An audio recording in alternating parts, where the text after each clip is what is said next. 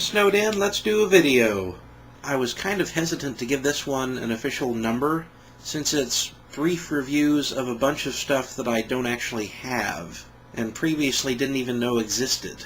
With the Transformers Classics line now long kaput, and the animated and movie lines not holding my attention as much as I would like for them to, I've started looking elsewhere for my plastic crack fix. Here recently I've been poking around for action figures attached to franchises that I wasn't even sure whether or not they had action figures with them.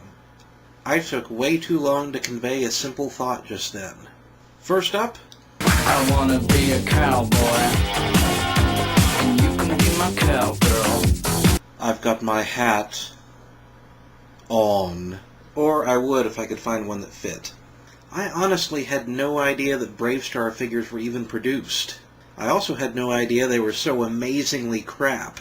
So yeah, Bravestar figures do exist, and they're fairly easy to come by on eBay. All except for 3030, the only figure I actually wanted. On the bright side, 3030's figure, or vehicle/playset as it is technically defined, is sadder than a broken robot. So it's just as well that I can't find one. Check this, if you will. Now, I don't know if I was just having a really good day, or if it was because I was 5 at the time, but when I first saw that, that was the coolest thing I had ever witnessed in my life up to that point. And by up to that point, I of course mean to this day.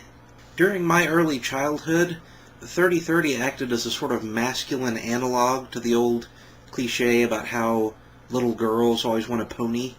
I always wanted a full-grown horse with bionic legs, and that could also transform into an angry sort of equine minotaur with a laser cannon. And perhaps best of all, the whole hoof-to-hand gimmick would be really easy to do on a figure. So obviously the figure we get is going to be really compelling and accurate. A fine homage to such a badass character. Right? No. What we actually get is this. A little skinny, wrongly colored horse-shaped thing, and a transformation feature that consists of him just rearing up. Look what I can do! And his cannon just kind of bolts onto the side of one fingerless arm. He fires it through the power of positive thinking, I guess. Oh, my childhood feels sufficiently wrecked. Let's move on to the next franchise.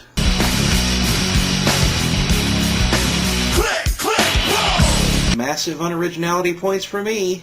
A bit of a unique circumstance here, and that I said at the start of the video this was going to be reviews of stuff I didn't have and didn't know about.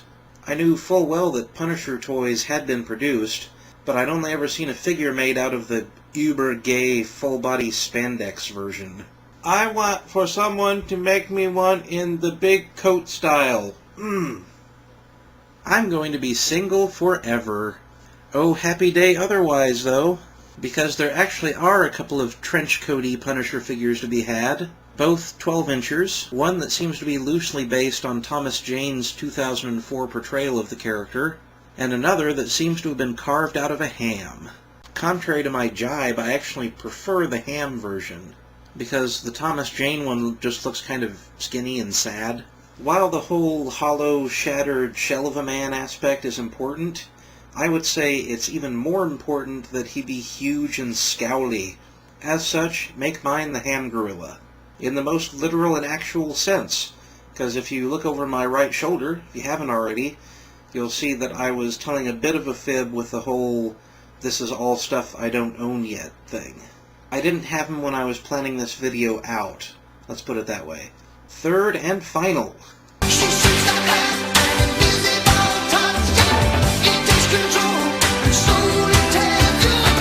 She seems to have an invisible touch. Oh. Sorry, it makes sense if you've seen the original music video. Incidentally, I think using that song was the better choice considering my alternative. It isn't that I don't like Roxette, it's just that they're going to have a hard time beating Genesis in my book. I don't care how gay the last minute or so has made me. Brrr. Focus. Again, I kind of already knew of some Elfenlied merchandise, but not in a way that counts, I don't think. As I recall, one day while searching for something that was neither Lucy nor a plush, I found a Lucy plush. That's how the internet works. An unproduced prototype, actually, which means that if it had been for sale at all, it would have been $11 bajillion. And also, I don't do plushes, fool! I ain't getting on no airplane! In the arena of stuff I might actually be interested in, I did stumble across a couple of Elfenlied PVC figurines. Now, normally I'm against PVC figurines because they don't do anything. They just sit there like a PVC figurine. But when I saw this one, I was like, I'd drop a 20 on that. And oh joy of joys, there is a one for sale upon eBay. Leave us pull back a bit and see what the opening bid is. What? Oh, I didn't actually need the alert phase music. Just wanted the discovered sound. So we could, seriously?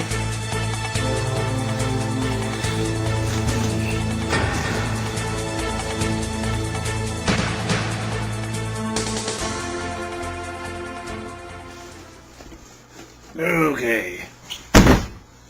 Back to the item in question. I wouldn't pay that kind of money if I could. What, are they made of platinum or something?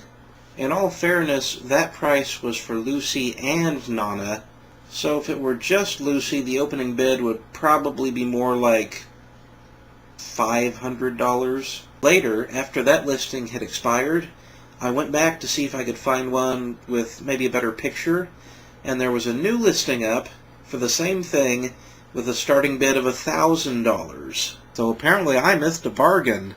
Ridiculous asking price notwithstanding, it is kind of a nice little statuette. There's even a little extra bonus feature that makes it in no way worth $800. She comes packaged as big-eyed, harmless new, but with a bit of Figma-esque face swappery. Blam! Bob's your uncle, Fanny's your aunt, and they're both dead. This is especially cool for me considering that through some masculine analog... masculine analogs again of the same gene that causes women to gravitate towards abusive douchebags, I much prefer Lucy. I feel very strange saying this, but she really does make a very good-looking tiny person. Really, really, really, really ridiculously good-looking? Well, I wouldn't go that far. But if I had to pick an inanimate object to be brought to life by a mummy curse so that I could have disquieting sex with it, then it would definitely be something other than this, because she'd still only be about 8 inches tall. Hold me closer, tiny psychokinetic serial killer. Slicing heads off with your brain hands. Ugh, another Elton John reference. People are going to start talking. No, but seriously, what good would that be? It'd be like owning a deadly hamster. Oh, I've always wanted to be killed Shadow of the Colossus style. What if I could get that craptastic 30-30 figure involved? Wouldn't that just complete it? I don't know who you are or who that big fella is, but I get the feeling I should just play along for now. Oh, my bizarre fantasies. How I do love them. So that's that for this one, although there will be a part 2, consisting largely of me apologizing for part 1. I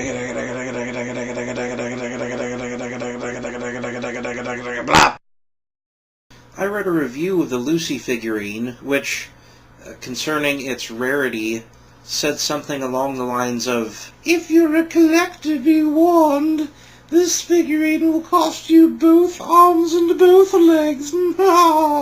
Whackity schmackity doo. Oh, right, because of the saying about cost you an arm and a leg, but also because, yeah, okay, I get it.